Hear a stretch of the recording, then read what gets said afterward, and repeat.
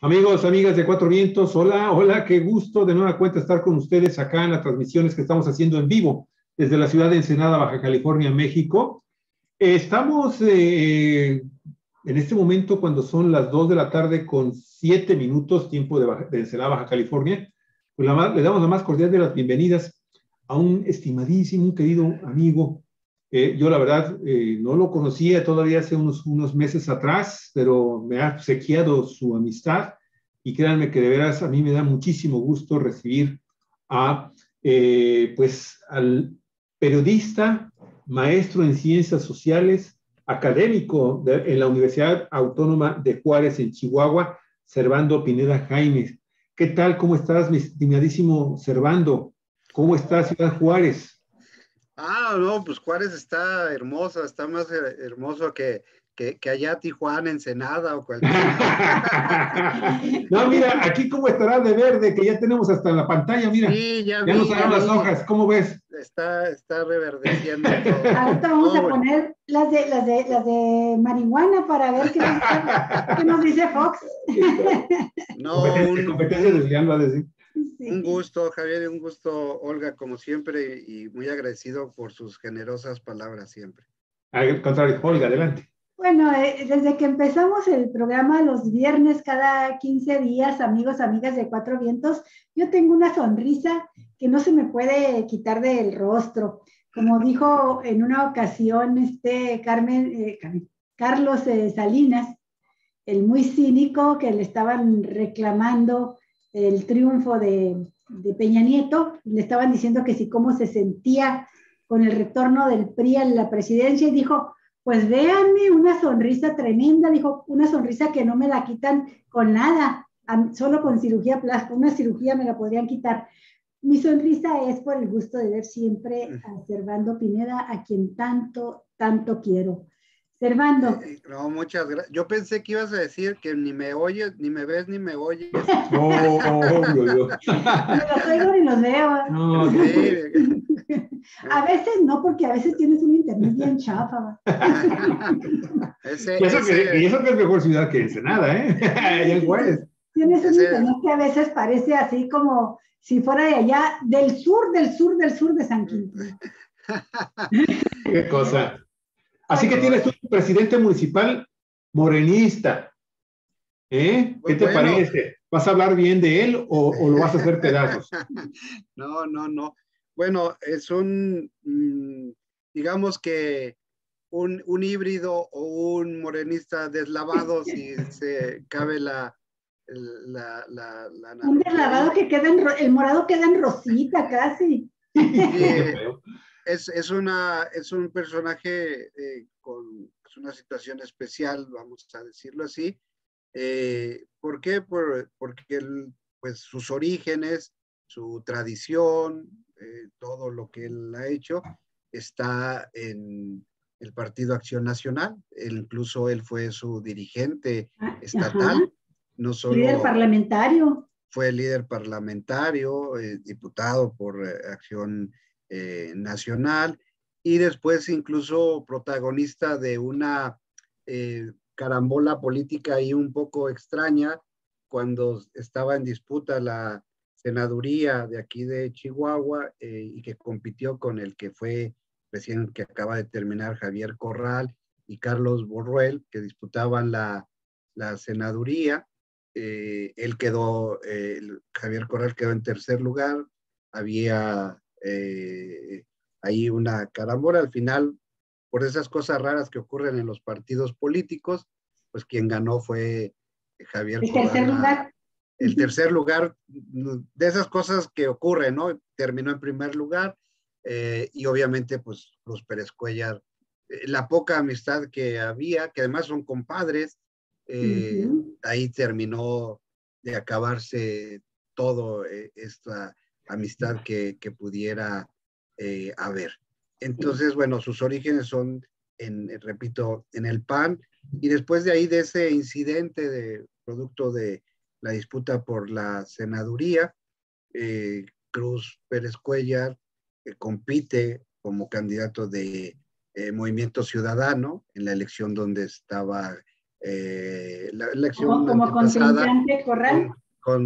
Sí, y bueno, pues después del movimiento ciudadano, pues él termina en Morena. Es postulado por también de esas cosas así que pudieran parecer extrañas, porque, bueno, al menos aquí la gente de Morena le gusta mucho presumir les digo, yo les hago una broma a mis amigos morenistas porque les digo, Ciudad Juárez tiene más o menos 1,5 millones de habitantes, le digo, pero yo conozco a 3 millones de fundadores de Morena. Todo mundo es fundador de Morena, y esa es una como etiqueta de que algo así como semidioses, ¿no? Yo soy fundador de Morena, entonces como cuidado, ¿no? Los Entonces, protagonistas del cambio verdadero. sí, ¿no? Entonces yo les hacía entre broma y de verdad que, pues, como se les había colado Cruz Pérez Cuéllar, ¿no? Con esa tradición panista, y de repente iba además en el primer lugar. Acuérdense que los senadores es por una fórmula, ¿no? De primero y segundo lugar, y en primer lugar, ¿no? Entonces, bueno, él obtiene la senaduría por Morena. Y luego existen estas cosas también un poco extrañas cuando pues tú te acostumbras a ver a ciertos personajes de la vida política con un cierto discurso, ¿no? Que él, más en esta geografía de izquierda, derecha y centro, pues más de la derecha, ¿no? Y luego de repente, no, oír que al compañero López Obrador y que nosotros los pobres, y eso dices, caray, como que te cuesta trabajo comprar ese discurso, sí, ¿no? Pero bueno, finalmente es el senador por Morena, y cuando se viene el proceso para esta elección que acaba de terminar, para elegir al candidato de Morena, si ustedes recuerdan, pues había una baraja, pues bueno, de repente Morena se volvió muy atractivo, ¿no? Y todo el mundo era Morena, y todo el mundo quería participar por Morena, y de repente pues la baraja eran de más de 7 aspirantes ahí que querían ser candidatos, incluso en el entonces candidato, presidente municipal independiente, Armando Cavada, que también participó en esa elección interna para elegir al candidato a gobernador por Morena. Finalmente, pues las encuestas colocaban en muy buen lugar a Cruz Pérez Cuéllar como un candidato muy competitivo para poder ser el candidato de Morena, pero finalmente Morena se decanta por Juan Carlos Loera de la Rosa, que él sí puede presumir que es fundador de Morena, hasta financiador de Morena, cuando nadie pelaba a Morena o que nadie se quería acercar, pues él... Y sin militancia en ningún partido previo. Exacto, él siempre ha estado al principio pues, con el PRD, cuando López Obrador militaba en el PRD, y él formó ahí parte de esas estructuras. Tiene toda su tradición en ese camino. Quizás primero como un poco de voluntariado y después ya de lleno, ¿no? Entrando a la militancia política, porque él estaba como más dedicado a sus negocios, siempre apoyando estos movimientos, pero al final decide meterse de lleno. Y bueno, decide, y en una especie como de operación cicatriz en Morena, pues se decide que Cruz Pérez Cuéllar pase a ser el candidato del Morena para la presidencia municipal del municipio de Juárez. Y es así como llega a la candidatura, y bueno, pues también los resultados ahí están, pues arrasa Morena, porque Morena, es curioso, en todo el estado, ahora que están de moda esto de hacer mucho de los mapas y esto, pues si vemos, está mayormente pintado de azul, Chihuahua, pero el municipio de Juárez es totalmente de Morena, arrasó, ¿no? Se llevó la presidencia municipal, las principales diputaciones locales, de las federales de 4, ganó 3, o sea, nada más dejó una al PAN. De las 9 que teníamos aquí, las 9 se las llevó, en fin, es la nueva, digamos, potencia o nuevo partido en el poder. Y también se da un fenómeno que pues, seguramente tiene que ver más con Morena que con el personaje, Claro, por la cantidad de votos que obtienen, ¿no? O sea, claro. la Oye, anterior, Fernando, sí, ajá, el anterior, perdón. decía que en el anterior proceso electoral, cuando Cruz participa con Movimiento Ciudadano, obtiene más o menos como 29,000 votos, si no mal recuerdo, Que no y piensan ahora, mal. Ujú. y como candidato a gobernador, o sea, votos estatales, y ahora tan solo aquí en Juárez obtiene más de 200,000 votos. Entonces, Ujú, ujú. yo la primera explicación que encuentro es que fue más el partido que propiamente él, aunque, repito, él tiene su propio capital político, o sea, como político solo, vamos, es muy Ujú. conocido. El hecho de que haya pasado ya por tantos partidos, bueno, es otra cosa, pero él es muy conocido en ese sentido, ¿no? Ujú. El mismo fenómeno ocurre, por ejemplo, con González Moquen, que compitió con el PAN. Su tradición es priista, después circunstancialmente pues, pasa a Morena y después él intentó ser el candidato de Morena a la alcaldía, no se lo dieron y se pasa al PAN aunque pierde González Moquer, pero es de los últimos 20 años es el candidato que más votos le ha dado al PAN, Ujú. siendo que no es panista así como de prosapia, ¿no? Pues él venía del PRI, ¿no?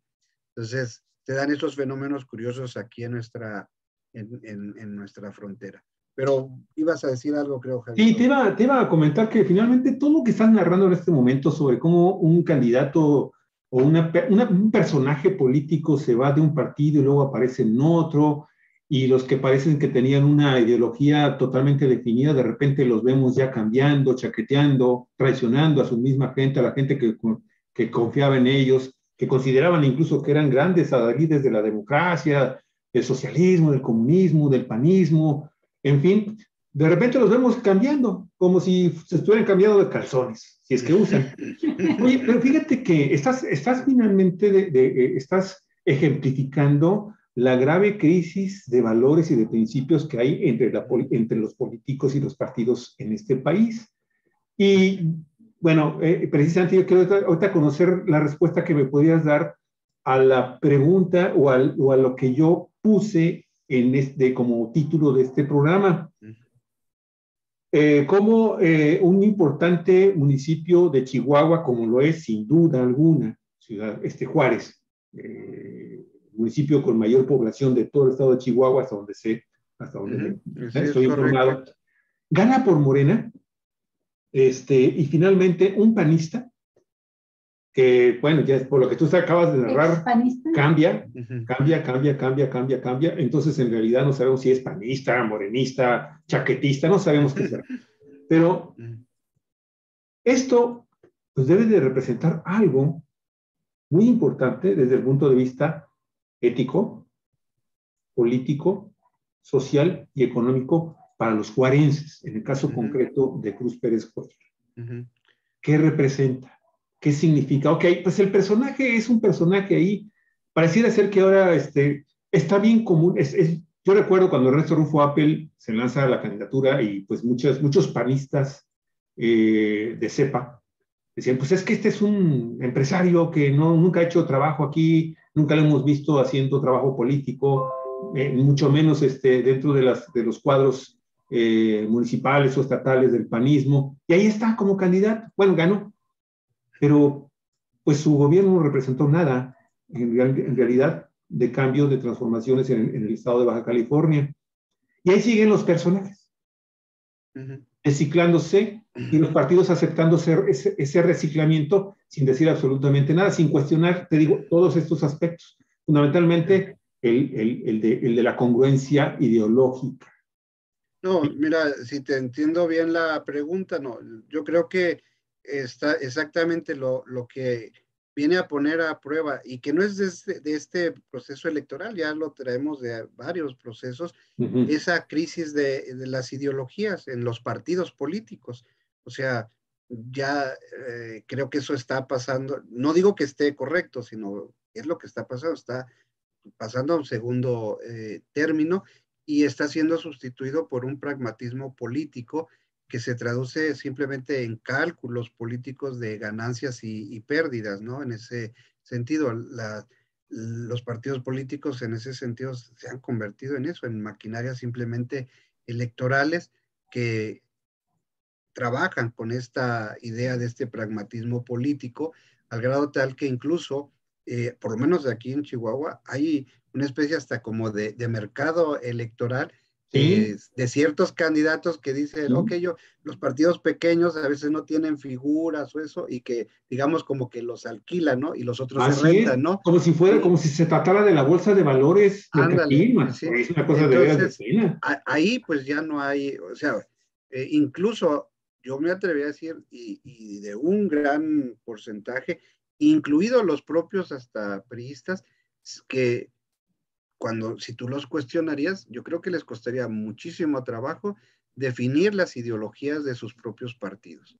Oye, pero Es eso tiene un decir, costo terrible para los ciudadanos, mi estimado por su, Servando, y precisamente por eso es la pregunta, por eso, pero mira, nos lleva ahí a otra cosa, tal vez un poco más, más compleja, y no sé si ustedes estén de acuerdo en lo que voy a decir, pero cuando tú planteas esto, me parece que es una crisis mucho más profunda sobre el papel de la democracia, o sea, ¿qué le ha dado la democracia al pueblo? Y voy a tratar de explicarme, porque, por ejemplo, ahorita de lo que tú planteabas, dices, bueno, sí, al margen de que, pues, el pasado de Cruz Pérez Cuéllar y que si panista y que sus ideologías y cuestiones éticas y estas cosas, aquí en Juárez, y que supongo yo que así ocurre en muchas partes de nuestro país, tenemos serios problemas en la ciudad.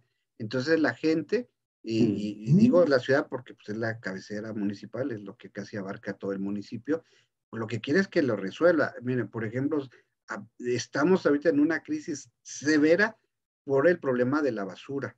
Aquí en el municipio de Juárez, el tema de la basura está concesionado a una empresa privada que en este año justamente termina su concesión y se supone que estaría negociando que se le renueve otra vez por otros 15 o 20 años esta concesión.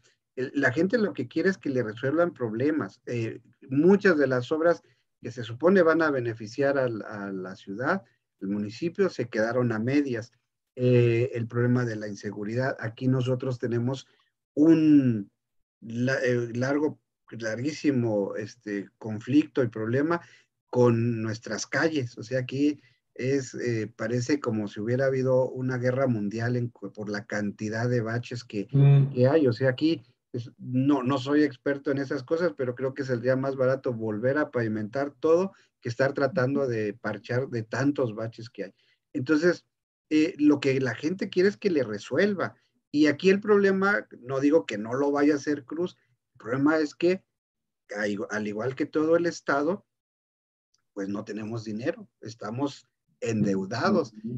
Si ustedes recuerdan, cuando estábamos en campaña, yo les decía, el primer problema que va a enfrentar, gane quien gane, va a ser el tema de la deuda, porque no va a tener dinero. Y bueno, pues ya lo vemos ahora, aunque se resistió y aunque dijo que eso no iba a ser, pues la gobernadora entrante tuvo que pedir un préstamo para poder solventar las necesidades casi primarias que se traducen casi en sueldos y las prestaciones y pago de jubilación, todo lo que tiene que ver para poder salir adelante. Entonces, ahí es donde yo digo que el ciudadano común, tal vez esto de las ideologías de los partidos políticos no le preste tanta atención como el decir, ¿me resuelve o no me resuelve los problemas que nosotros tenemos aquí en la comunidad?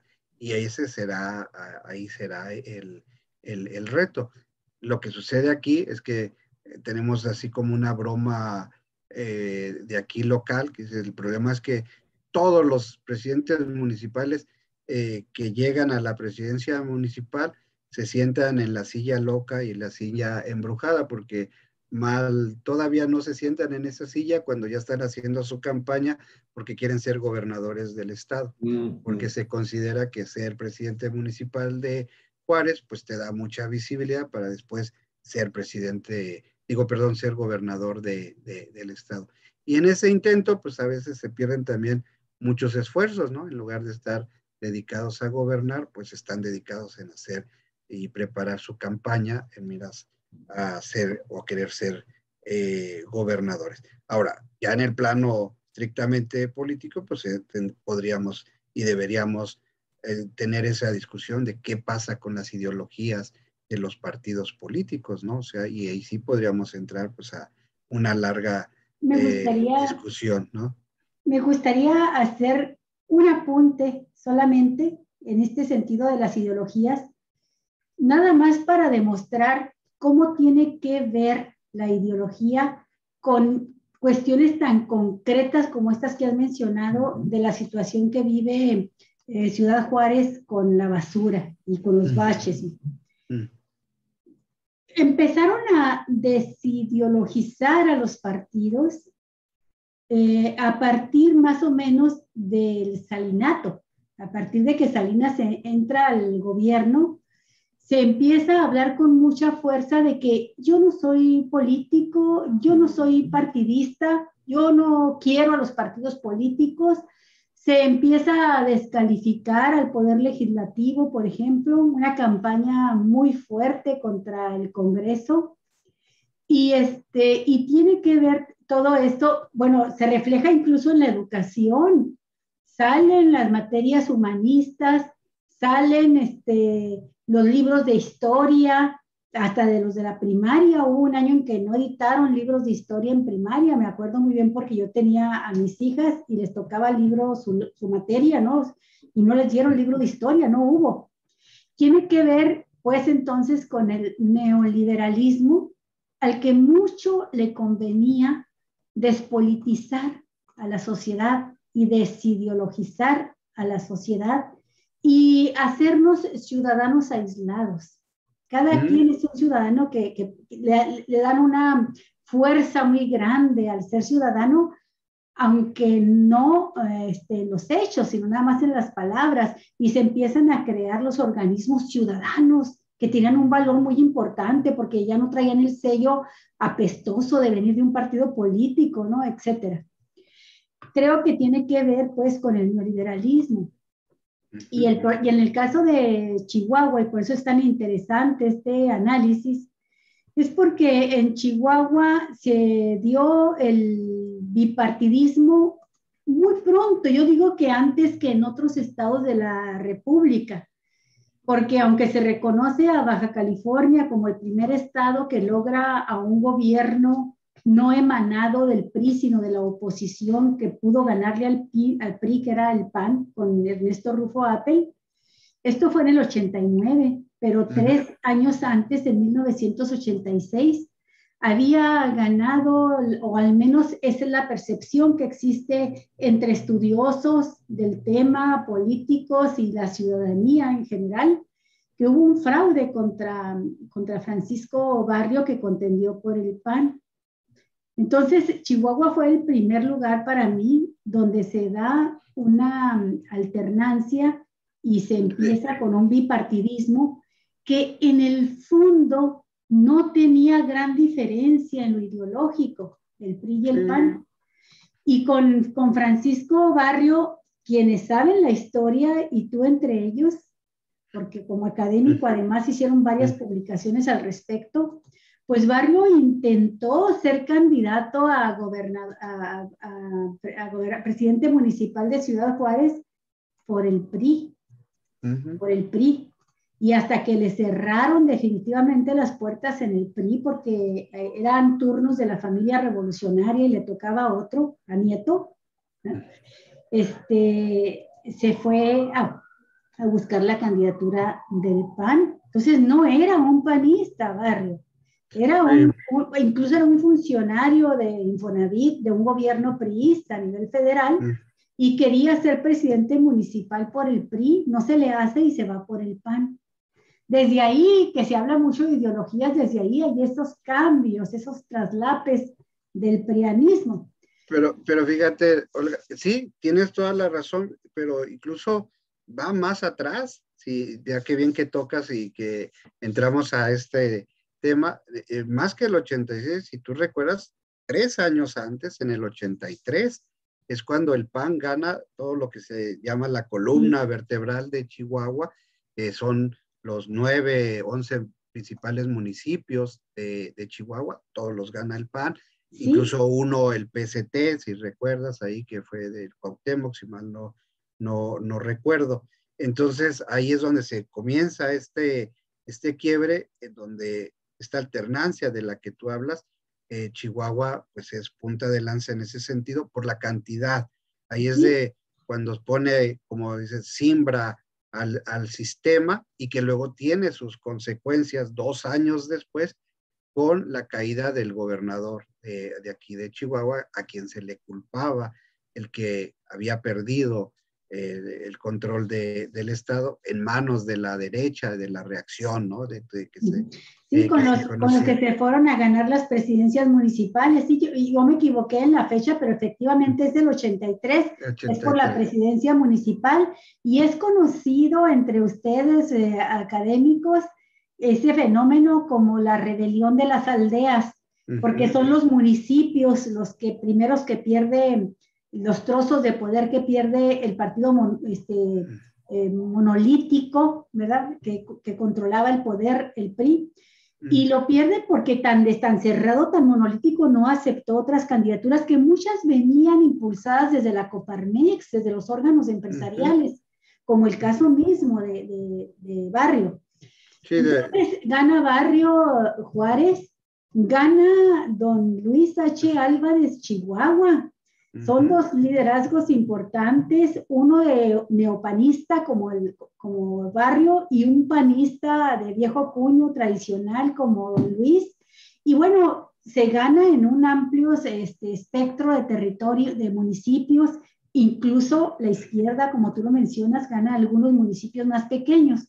Pero lo que voy es a lo siguiente, entre ese 1983 y lo que está sucediendo... Pero mira, perdón, es que a donde quería ir, porque tú lo mencionaste, esto del neoliberalismo, que viene, te digo, más de atrás. Si ustedes recuerdan, este quiebre se da por allá del 82, de los 80, con esta gran crisis económica que priva cuando se da la gran devaluación, y que, por ejemplo, aquí en la frontera, provoca que muchos de los empresarios se ven afectados por esta crisis económica, decidan ingresar a la política militante, o sea, a través de los partidos políticos, y escogen al PAN.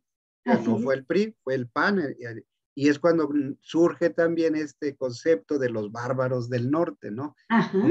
Con la idea esto, pues, de los bárbaros en su sentido estricto, de esas tribus nómadas que atacaban. Sí, es un empresariado como hoy también. Hoy el empresariado con Claudio X González y los que se ven afectados en sus intereses están encabezando una oposición. En aquel tiempo estaban muy enojados por la devaluación del peso, pero sobre todo por la nacionalización de la banca. López Portillo, con aquello de ya nos saquearon, no nos volverán a saquear. Y en respuesta a eso que hizo López Portillo, deciden los empresarios, las cúpulas empresariales, participar directamente en política ya, no estar impulsando a sus candidatos del PRI, sino irse con la oposición, y entonces impulsan al PAN, y así es como el PAN llega a ganar los primeros puestos de poder, ¿no? Incluidos municipios tan importantes como Juárez. Y haciendo un doblez en el tiempo, digo yo que está sucediendo algo similar ahora, porque en el 83 empieza Chihuahua una historia de alternancias políticas entre PRI y PAN, el bipartidismo, pero con una línea de fondo muy similar de desarrollo económico, la visión fundamental que traían en lo económico, incluso en gran parte en el aspecto social, se van pareciendo cada vez más. Y cuando se da este momento ya, del de hoy, no es ya de extrañar este chapulineo de candidatos de uno a otro partido, porque ya los tienen totalmente deslavados ideológicamente, pero en el caso de Cruz Pérez Cuéllar, a mí me llama la atención lo siguiente. En un análisis fácil, decimos que cambiaron los polos del bipartidismo en Chihuahua. Dejó de ser PRI-PAN, el PRI se ve totalmente derrotado, hundido, incluso en muchos aspectos rebasado por Movimiento Ciudadano. Quedan muy, muy relegados los priistas en Chihuahua, que eran los que partían el queso junto con el PAN. Y en este bipartidismo se dice ahora es Morena y el PAN. Pero si ves tú nada más los números y el mapa pintado de morado y de azul, pues se ve prácticamente que el poder, aunque el PAN haya ganado la gubernatura, el hecho de que Morena haya ganado Juárez, se ve muy equilibrada la división de fuerzas. O sea, hay un equilibrio de fuerzas entre Morena y el PAN en Chihuahua, en el estado, por el peso tan grande que tiene Juárez. Pero Juárez, en efecto, lo gana Morena con un expanista, con un hombre que hizo toda su vida, su carrera política desde muy joven en el PAN, ideológicamente formado en el panismo. Y que si se sale del PAN no es por diferencias con el partido, es por un pleito personal con Javier Corral, que había sido como su maestro en política, que lo había llevado de la mano a todas las posiciones que alcanzó Cruz Pérez Cuéllar, ya dijiste, presidente estatal del partido, líder de la bancada, diputado federal, y luego esta confrontación tan grande que se da por la senaduría. Y en este pleito por la senaduría, los compadres se pelean y Cruz Pérez Cuéllar pasa a jugar un papel de crear su propia fuerza, pero siempre bajo un signo de crítica, de sospecha, porque está entre los beneficiados del duartismo. Y su candidatura impulsada por Duarte para dividir al PAN. Duarte impulsó así muchos adversarios supuestos adversarios del priismo, gente que estaba en otros partidos. Pero cuando Cruz Pérez Cuéllar decide en aquel llamado que hace y recorrido que hace López Obrador por toda la República para ver quiénes se querían sumar como protagonistas del cambio verdadero, vinieran de donde vinieran, en una estrategia de López Obrador para sumar todas las fuerzas posibles hacia el 2018, pues Cruz Pérez Cuéllar tiene la inteligencia, el olfato político de decir, es por aquí, y va, y es cuando pues lo bautizan ya como morenista, ¿verdad? Se acerca a Morena, y ya pasa toda esta historia que comentaste ahorita de cómo logra él, pues después de eso, aspirar a la gubernatura, quedarse con la presidencia municipal del municipio más importante de Chihuahua. Y entonces Chihuahua, en términos reales, tiene a dos panistas gobernando, a una que no renunció, que se afianzó, que profundizó su raíz, más cargadas esas raíces a la derecha del panismo, y a un Pérez Cuéllar panista muy pragmático, ¿eh? Pero panista al fin en toda su formación, tú sabes lo que son todos los años que tuvo de militancia, y que se va por Morena. Y entonces estos colores del morado de Morena y del azul del PAN, dividiendo casi por la mitad y el equilibrio de fuerzas políticas en el Estado, ya en la cuestión ideológica, que era la pregunta que hacía Javier, se borran y tienen en común no solamente su origen en el PAN, sino también su odio, su coraje, su quizá hasta necesidad de venganza respecto a Javier Corral, otro panista. Esto los une, los hace cercanos a Cruz Pérez Cuéllar y a Maru Campos, la gobernadora panista. Me parecía importante decir eso y enseguida lo siguiente. Dices tú, estas cosas de la ideología y todo eso no le importa a la gente le importa la solución de los problemas concretos. Sí, pero yo estoy convencida de que si en lugar del PRI o del PAN gobernando y privatizándolo todo, hubiese gobernado alguien con una visión social más a la izquierda, no tendrían los problemas de la basura que tienen ahorita. El problema es que todo lo privatizan. Y como dice Laida Sansores, como lo dijo, no privatizan a su de esta madre porque no hay quien se las compre. Pero aquí lo hicieron también, entregar los servicios que tiene que prestar el municipio a empresas para que hagan negocio, con el argumento de que el municipio no tiene recursos, pero sí tiene recursos para pagar por esos servicios a la empresa que va a hacer la limpieza, la recolección de basura que debió haber hecho el municipio. Te voy a poner un ejemplo muy concreto que sucedió en un municipio pequeño como Tecate, acá en Baja California. Un presidente municipal panista municipaliza el servicio de limpia con el argumento de decir no tenemos para comprar camiones de limpia, estamos en crisis. Y se lo entrega a una empresa que le cobra en ese pequeño municipio, Pueblo Mágico, 2 millones de pesos mensuales por hacer el trabajo de recolección de limpia. Llega una nueva presidenta municipal, por cierto también del PAN, pero que se da cuenta que están sangrando al municipio con la entrega de 2 millones de pesos mensuales para recolectar la basura en esa pequeña ciudad que es Tecate. Y muestra con números que con 2 millones de pesos se compra un camión de primera, de muy buenas condiciones para recolectar la basura. Y dice, nada más con que se hubieran aguantado el primer mes y en lugar de contratar a una empresa, se ahorran ese recurso, en la administración anterior, al siguiente mes comprarían un camión y luego en cada mes se pudo haber estado comprando un camión. Ahorita tendríamos, si no 12, tendríamos por lo menos 10 camiones de servicio de limpieza y rompe el contrato y paga la multa que tiene que pagarse por romper el contrato, pero se encarga de que el municipio cumpla con la función que tiene que cumplir. Es una panista que no está viendo por los intereses privatizadores, sino que está viendo por la sociedad.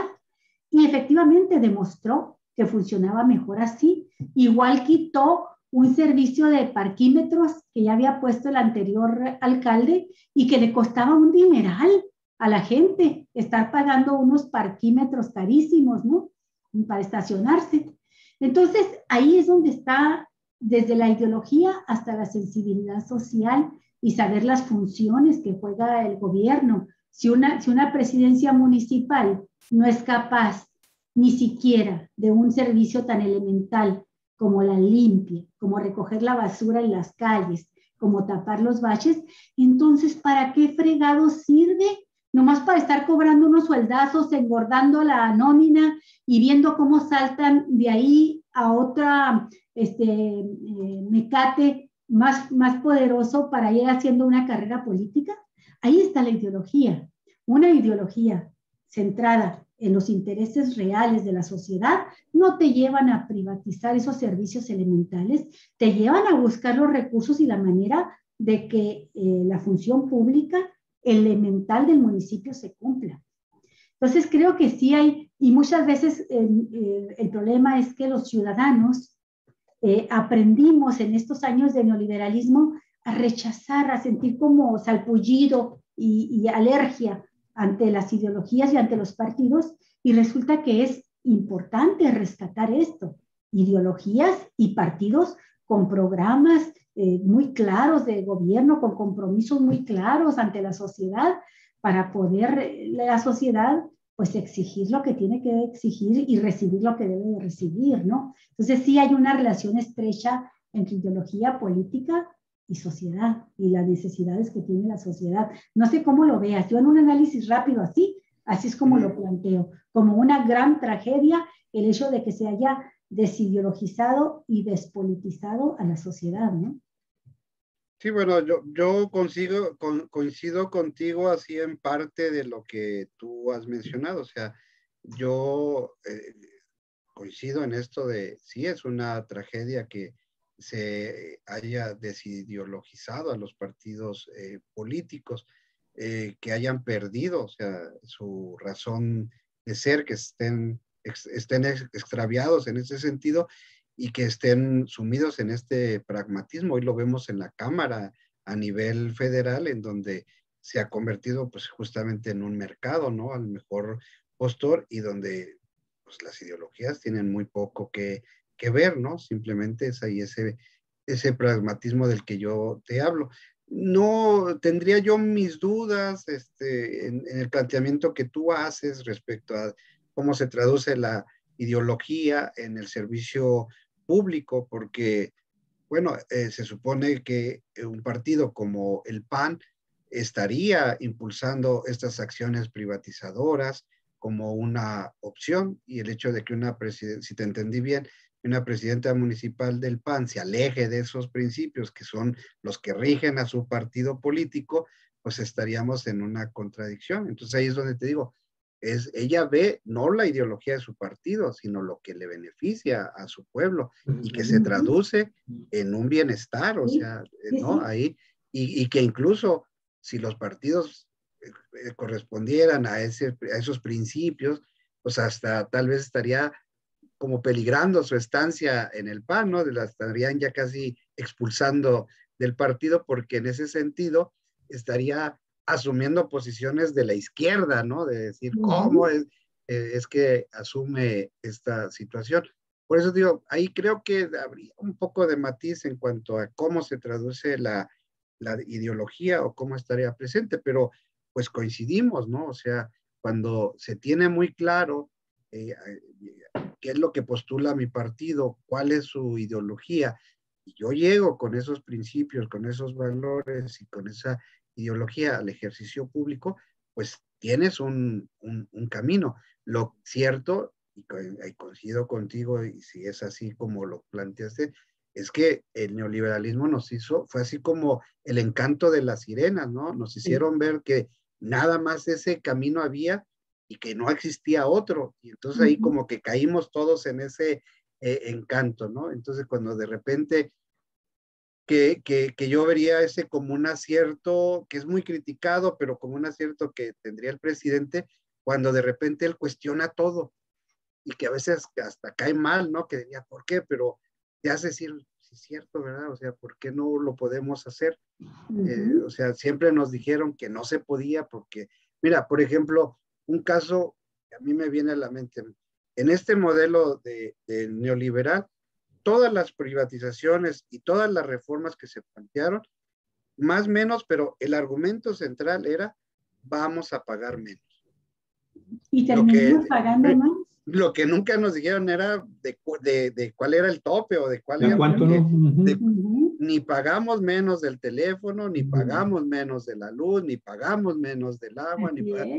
En cambio, sí aportamos un montón de magnates a la lista de Forbes, de los más ricos del mundo, ¿no? Eso sí, entonces digo, ese argumento que dice, no, es que con esta reforma ahora sí vamos a pagar menos, pues ya así como que se viene abajo, ¿no? Porque dice, no se sostiene, porque en México nunca hemos visto, creo que todos somos parte de esta generación de la crisis, porque no nos tocó la bonanza del milagro mexicano y estas cosas, pero nunca hemos visto que bajen las cosas, ¿verdad? Hemos visto que la ley de la gravedad recaiga sobre los precios, ¿no? Exactamente. Que los precios bajan. Entonces, oye, Germando, pero considerando el tiempo que tenemos, me gustaría mucho, luego que concluyas tu idea que estás exponiendo, que le entraras, aunque sea a una revisión rápida del gabinete de Cruz Pérez Cuéllar. Sí, porque eso es finalmente lo que nos va a dar de una manera muy clara, mi estimado Servando. ¿Por dónde más Caliguana? ¿Cuál es finalmente la posición de un hombre que dice que es panista, luego dice que es movimiento ciudadanista, luego que es priista, luego que es morenista, en fin? Y a la hora de los hechos, el funcionario público que lo va a acompañar durante 3 años ahí en la alcaldía, eso es lo que finalmente nos va a dar la idea plena de qué tipo de personajes, qué tipo de gobierno es el que va a desarrollar. Sí, mira, nada más concluyo también pues, sí, claro, de la exposición de... Fíjate que también habría que matizar un poco este comentario del bipartidismo y de que se traslada ahora entre PAN y Morena. Te voy a decir por qué, o trataré de explicarme por qué. Sí.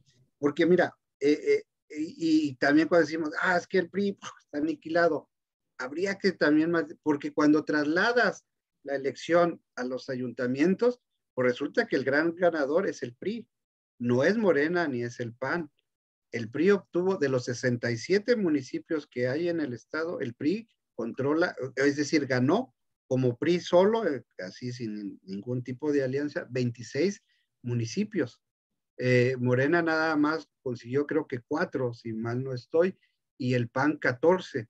Entonces, en los municipios, aunque aquí ya sabemos que, salvo Chihuahua y Juárez, que son los grandes monstruos en cuanto a los municipios, después viene pues una hilera como unos 10 municipios más, y el resto son muy pequeños, o sea, realmente no tienen mucho peso. Pero digamos, en términos numéricos, en términos de acceso a presupuestos y todo, pues el PRI tiene una buena presencia todavía en municipios, repito, no en los grandes, los pequeños, pero finalmente son 26 municipios que le dan pues ahí una fuerza. Claro, a nivel Congreso está perdido, a nivel estatal o de la gubernatura, pues no se diga, está sumido en deudas y demás, pero bueno, no quería terminar sin mencionar esto, que es importante claro. que a veces se pierde en el análisis porque pues llama más la atención la gubernatura y luego el Congreso, ¿no? Pero tiene ahí una base que le permite estar todavía, digamos, ahí dando una pequeño moviéndose de las patitas todavía. Exacto. Entonces, digamos, ahí tendríamos una especie de tripartidismo, o sea, entre el PRI, PAN y Morena, ¿no? Más bien, yo concluiría mi análisis diciendo que lo que hay que destacar es cómo emerge Morena como esta nueva potencia electoral en el Estado, porque es un partido muy joven, o sea. Nada más una pregunta, Servando. ¿El PRI gana que la sierra? Prácticamente toda la sierra. Y que me llama la atención eso porque la sierra, y no lo quiero pasar por alto, la sierra está muy dominada por el narcotráfico, por el crimen organizado. Bueno, yo no lo quise decir, pero ya, pero ¿sí? Finalmente es un poder, o sea, es lo que te digo que no. Por eso hablaba de un poco de matizar el comentario, ¿no? Porque no, para nadie es un secreto el poder y la influencia que tiene el narcotráfico aquí en nuestro estado y esa hibridación que se ha dado con el poder político, ¿no? Principalmente en la sierra del estado, donde hay lugares en donde prácticamente el crimen organizado es el que controla todo sí, pues nomás hay que recordar los reportajes de Miroslava Bridge, poniéndoles nombre y apellido. Exactamente, ¿no? Entonces, bueno, quería comentar porque el análisis tiene que hacerse en ese sentido como que en varios niveles. Para quien nos escucha fuera de aquí de Chihuahua, porque decir, ¿cómo que un solo municipio tiene tanta influencia y decir que hablan ustedes de que están casi mitad y mitad? Sí, pero este solo municipio pues tiene casi más de la mitad o casi la mitad de la población, ¿no? Entonces, quien gana Juárez, pues prácticamente está gobernando al 50% de la población de todo el estado, porque somos un estado, decimos el estado más grande, pero tenemos pues somos un estado con muy poca población, ¿no? Y bueno, se nos acaba el tiempo, pero respecto a lo que me preguntaban del gabinete, fíjate, ahí en ese sentido, y me parece ahí sí, congruente el presidente Cruz Pérez Cuellar, es un hombre muy pragmático. Entonces, es lo que él, bueno, no tengo los elementos, lo me imagino, es que se sentó con Morena y dijo, a ver, ¿cuáles son las cuotas que hay que cubrir? Tráiganme la gente, y la metió sin ningún problema, o sea, y la otra que llama la atención es que la gente que compone el gabinete, aparte de que está cubierta esta parte de Morena, es que no tienen muchos antecedentes en cuanto a militancia partidista, sino son gente muy técnica que domina sus áreas. La gran mayoría no tiene una tradición así que diga, bueno, este ya tiene mucho tiempo en la parte política, ya sea militando en cualquier partido político. Digamos, en ese sentido, pues da a entender, bueno, salvo obviamente Adriana Fuentes Telles, que había sido la candidata del PRI a la presidencia municipal y que la incorpora en una especie ahí como de financiadora o que va a tener como misión conseguir fondos para el municipio. Entonces, muy técnico en ese sentido, muy práctico, y también lo que hay que destacar es esta recomposición que trata de hacer. Le llamaron reingeniería, pero pues creo que se queda corto en cuanto a la composición del aparato municipal, porque simplemente está desapareciendo dos secretarías, dos oficinas, que una de ellas, que ustedes creo que lo tienen mayores elementos y mayores experiencias, que era lo que en otro lado le llaman el city manager y que aquí se le puso como el administrador de la ciudad, que en realidad pues ni administraba nada ni hacía más que coordinar a los funcionarios, y eso sí le hacían caso. O sea, era una especie más bien como de un aviador mayor ahí que se tenía. Y Fíjate que eso es exactamente lo que iba a decir, mi estimado Servando. Todos los gobiernos, en cuanto llegan, vamos a hacer reingeniería administrativa. Se gastan millones en los proyectos que se los entregan a consultorías externas, les cuestan 4, 5, 10 millones, 15 millones de pesos y terminan haciendo lo mismo exactamente que venía haciendo la otra caso. Oye, citaste a Adriana Fuentes. Fíjate que aquí la verdad, el periodismo en investigación, dice, Adriana Fuentes está ligada a la iniciativa privada, pues es accionista de una de las compañías de gas natural más grandes de Chihuahua, el corporativo Grupo Imperial. Además ha sido diputada federal por el Distrito 1 de Chihuahua y también ha sido diputada por el Distrito 10 en el Congreso del Estado, ambos cargos por el PRI. Este es el tipo de funcionarios que nos describen y nos desnudan a los futuros o a los nuevos presidentes municipales. Y también como una gasera, ¿verdad?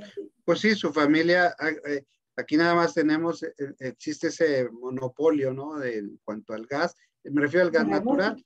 La otra parte lo tienen los Zaragoza, que también pues controlan la parte y sí, aparte, y del gas en toda América Latina, e incluso hasta en España, ¿no? Y en otras partes de Europa.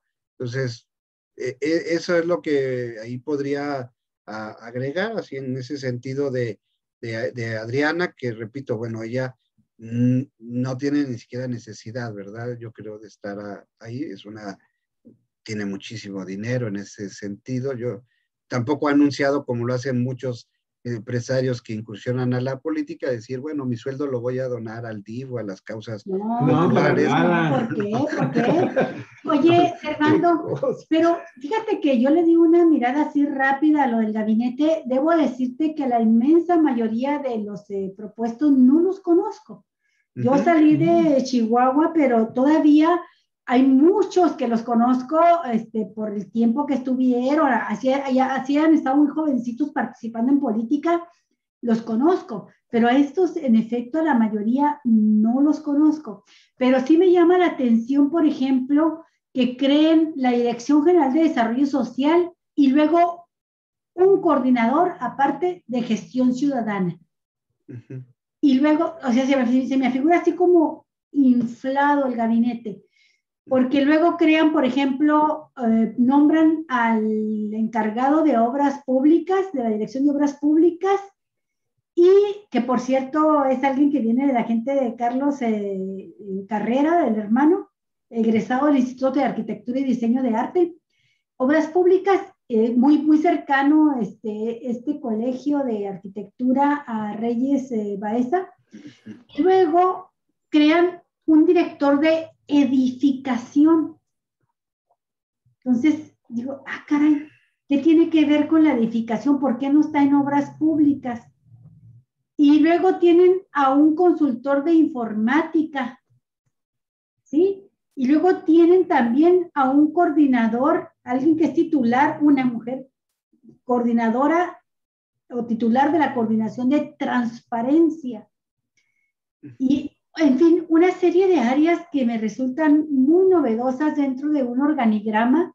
Decir novedosa no quiere decir necesariamente que vayan a ser más eficientes o indispensables menos, para la función o pública. menos eficientes, pero sí me suena raro como se anunció este gabinete con los primeros, no sé cuántos lo integran, pero hablan de 18 miembros de su gabinete. Y rápidamente, hace un mes que publicaron esto.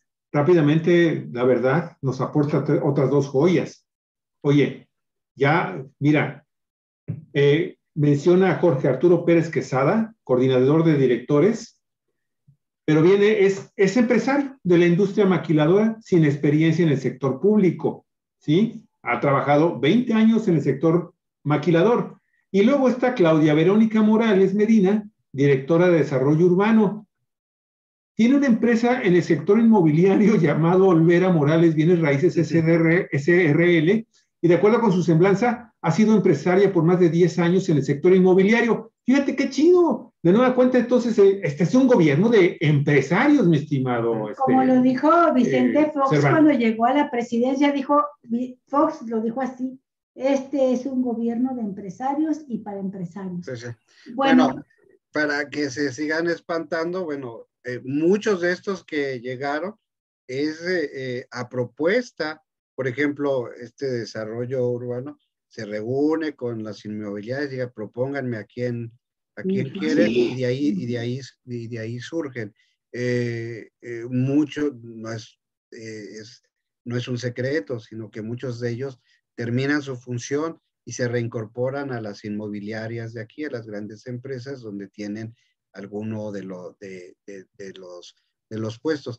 Por eso a lo mejor no me expliqué bien, decía yo, efectivamente, como dice Olga, son la gran mayoría desconocidos porque no tienen una carrera política en ese sentido, sino pertenecen a la iniciativa privada, son muy técnicos y simplemente pues fueron incorporados en ese sentido para atender lo que se supone que son las necesidades. Y otra de las cosas, muchas de las que se mencionan aquí, simplemente se les cambió el nombre, ¿no? A la secretaría o a la dirección. Mira, por ejemplo, es el coordinador de... propuesta porque sabemos que tienes compromiso y te queremos respetar tus tiempos. Te quiero hacer la propuesta de que la próxima charla que tengamos nos aboquemos ya al gabinete y el plan de gobierno, o al menos lo que hayan trazado hasta ahorita. ¿El plan de 100 días, por lo menos? Sí, por lo menos de los 100 días o lo que se esté. No, pero fíjate, ya te adelanto y les adelanto rápido para que no se estresen, tanto a nivel estatal como a nivel municipal. Esa es una de las, digamos, grandes novedades. Ninguno de los dos planteó ese famoso plan de los 100 días. 100 días. Ahí está. Pero los dos, tienen que presentar un plan de gobierno. Sí, eso sí, y por ejemplo, en el caso, sí, lo platicamos con mucho gusto. En el caso del municipio están en consultas. Lo que yo ahí les puedo nada más adelantar es que esos planes, esa es una acción un tanto, ¿cómo podría tener la palabra más correcta? En donde todo mundo te consulta, todo mundo se hace, se publica, se pone muy bonito y ahí quedó. O sea, ya de que se lleve. De alguna manera sabe uno por dónde van. Por ejemplo, aquí el plan de Kiko Vega, desde un principio hablaba respecto al problema del agua, impulsar desalinizadoras de agua del mar. Claro. Y ya sabes que ahí está el negocio, que por ahí van. Por eso yo creo, en el caso de aquí de Juárez y de Chihuahua, falta esa visión aún a ese nivel de negocio. Y tú recuerdas hace muchos años allá con Oscar Flores, que era el impulso del programa de visión de la sierra, sí, la obra carretera. La obra carretera, sea lo que sea, pero decías, bueno, tenían una idea de qué es lo que querían hacer. Sí. Que ahí van los negocios, ya es otra cosa, pero decir, tenemos una mira, tenemos un objeto. Sí, aquí, y comunicó a la Sierra Tarahumara con las principales ciudades, ¿no? Exacto, entonces, bueno, creo que por ahí podemos también, y con gusto, sí, claro, lo vemos. Lo que también habría que destacar es que sí, como pocas veces, el caso de Juárez, se ha dado mucho la participación, o sea, sí se ha pedido mucho la participación ciudadana. Oficios Sí, serían. sí, y sobre todo por lo que nos dices de los órganos empresariales. Ese sí, Está plasmado de claro. empresarios, está plasmado. No tienen experiencia, pero todos tienen una visión totalmente empresarial. Ya espero los negocios, estimado Servando, y el moche del 10%. Oye, y nada más para que tú Bien. también te desestreses. Lo que está sucediendo en Juárez no es único. Aquí en Baja California, también los nombramientos de Marina del Pilar, de Morena también, ¿sí? Están de veras que para llorar. Nada más con un solo caso te voy a decir. Fíjate, hubo una diputada en el Distrito 15, que correspondía a la zona de San Quintín, que buscó, perdón, el número 17, buscó la reelección y para eso usurpó, ¿sí? Usurpó personalidad indígena. Y el día de que arrancó su campaña, se fue con una indígena que andaba luchando también por la candidatura en Morena y le fue y le dijo de cosas, a grado tal de que esta mujer indígena, esta sí, auténtica indígena mixteca, fue y presentó una denuncia por violencia, la campaña frente a la casa de la indígena. Por violencia política y violencia de género, porque le dijo de cosas. Y eso la sancionaron con una amonestación aquí las autoridades electorales. Así ¿Sabes esa diputada? ¿Sabes en dónde está ahora esa diputada? Fíjate nada más, si no es una mentada de madre para todos los ensenadenses y para toda la comunidad indígena, por parte del nuevo gobierno, del que va a entrar ahora el día primero, con Marina del Pilar.